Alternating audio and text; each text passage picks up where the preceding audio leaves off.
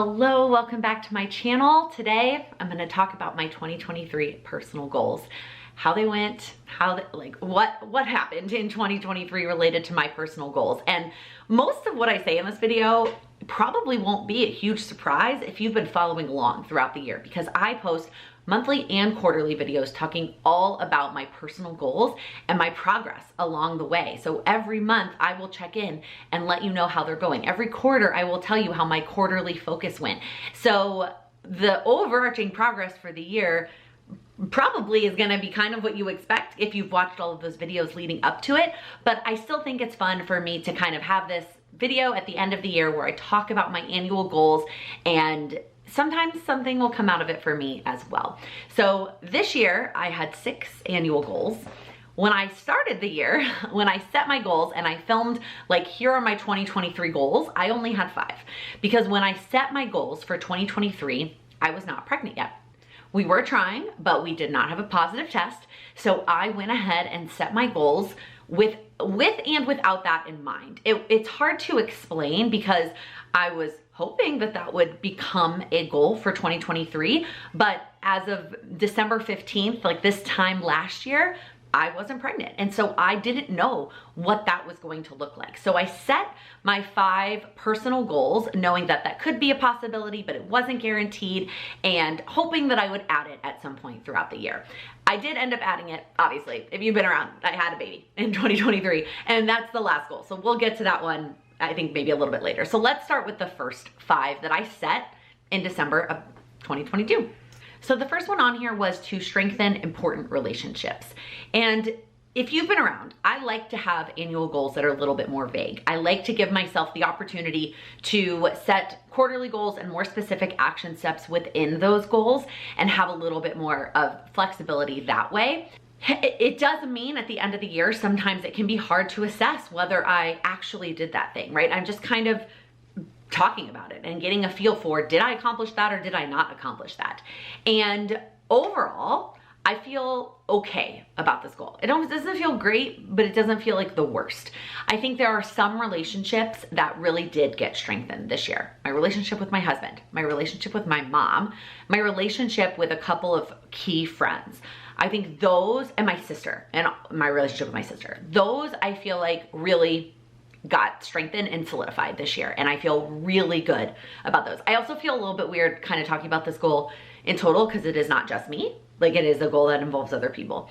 All the other relationships that I kind of had in mind from this goal, I think are kind of in the middle. Like, it's not terrible, but they didn't necessarily get strengthened. They kind of stayed at their baseline, I guess. So overall, I feel pretty good about this goal. I'm glad that I put it on my goals list. I think it did encourage me to prioritize on a regular basis throughout the year and not let, you know, being pregnant and having a baby kind of push some of the relationships to the side. However, that also played, I mean, you might get sick of me in this video talking about that I had a baby, but that obviously was a huge part of my year. And we got the positive pregnancy test on January 11th. So from like the start of the year, I was pregnant until I had a baby in September. And so it's just a big part of my year.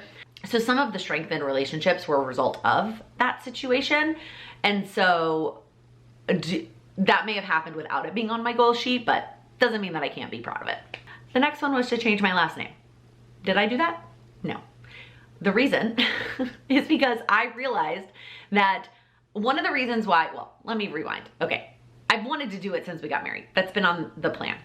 But then the first delay, and I feel like, is this gonna be it forever? I'm gonna like keep pushing it off. So the first delay was moving. I was like, I'm not going to change my name and go deal with the New York DMV to then move to Chicago and have to deal with the Illinois DMV. I'm just gonna wait, change my name, and then go deal with the Illinois DMV. So that was the first thing. Then it was filing taxes for 2022. Then I was like, okay, now I need to get it done before the baby is born so that the birth certificate can have my new last name. And then one of you told me that that is not the case, and the birth certificate has your maiden name on it regardless. So I just stopped prioritizing it, maybe in July. So didn't get done, totally fine. The next one was to move and get settled in Chicago. I feel pretty good about this. I feel like from a physical home standpoint, we are 85, 90% of the way there. There's like well, it's really the kitchen, and you'll see this come through in my 2024 goals. The kitchen is not done. So maybe we're more like 80% of the way settled. And then I know Sam still has stuff he wants hung in his office that we've kept putting off. So those are the two areas physically that are not done. So I would say we're about 80% of the way physically settled in Chicago. From a friend emotional standpoint, and this one kind of overlaps a little bit with that relationship, again, I feel like we're probably 70 to 80% settled. Some of the relationships I feel really good about that we have solidified, and I'm glad that we live in the same place. And then some of them we have just not been able to really focus on because of being pregnant and then having a baby. So overall, I feel pretty good about it. I knew this was going to be a big part of our year, was moving to a totally different state.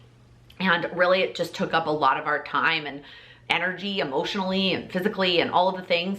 So overall though, I feel pretty good about it, except when I think about the fact that we've been here almost 9 months and there's still some stuff that I'm like, why have we not done that yet? But it's okay.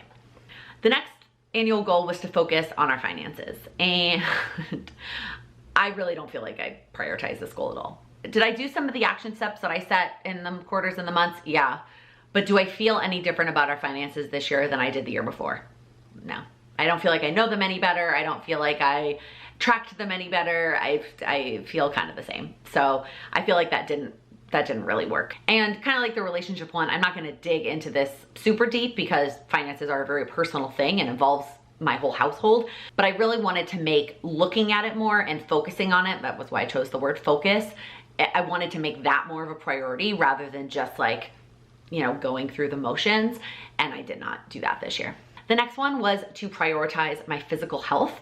And I feel like I did this to the best of my ability. I had a very rough first trimester. I did not share all of the details on the internet, and I will not likely share all of those details, but it was tough. And so I did my best in terms of prioritizing my physical health as well as I could, given the situation that I was in. And then same thing in, you know, even though I did feel better, I had like a little nice window there in the middle of the second trimester where my kind of nausea had subsided a bit, not totally gone, but better.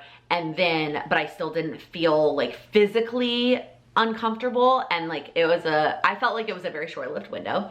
Then I started going to PT, which again, that was prioritizing my physical health. It wasn't necessarily what I wanted to do in terms of it, but that was the action that I ended up taking. And then I talked a little bit more in the quarterly goals video about prioritizing postpartum and how I felt like I've done a good job of that as well.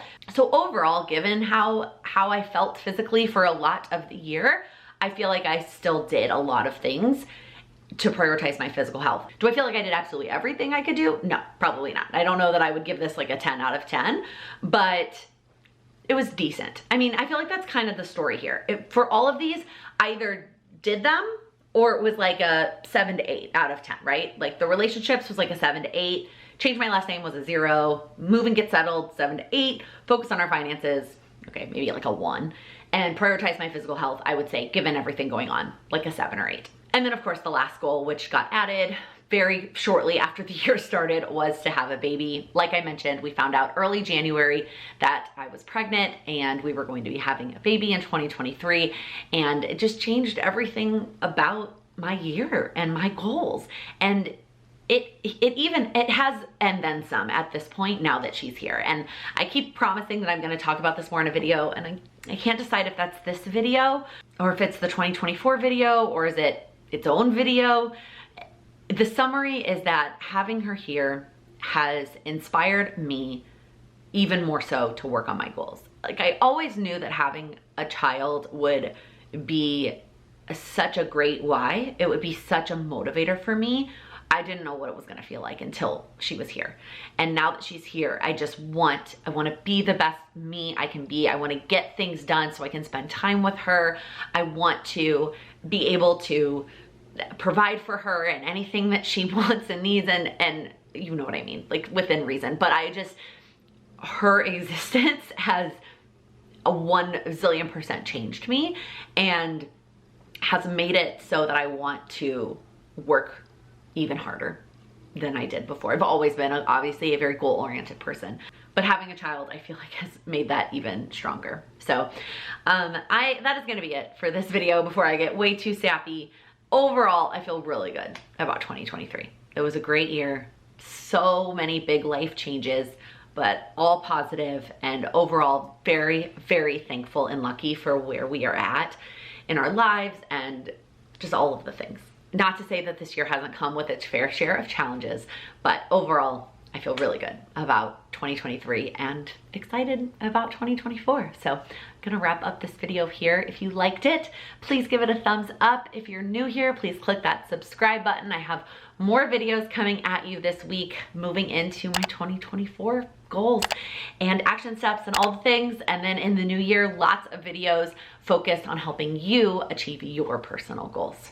Thank you so much for watching and for being here with me this year. Okay, hold on. Stayed, what's the phrase I'm looking for there? I physically settled in our, that was loud. And I'm not, what am I trying to say here? Absolutely everything I could, blah, blah, blah.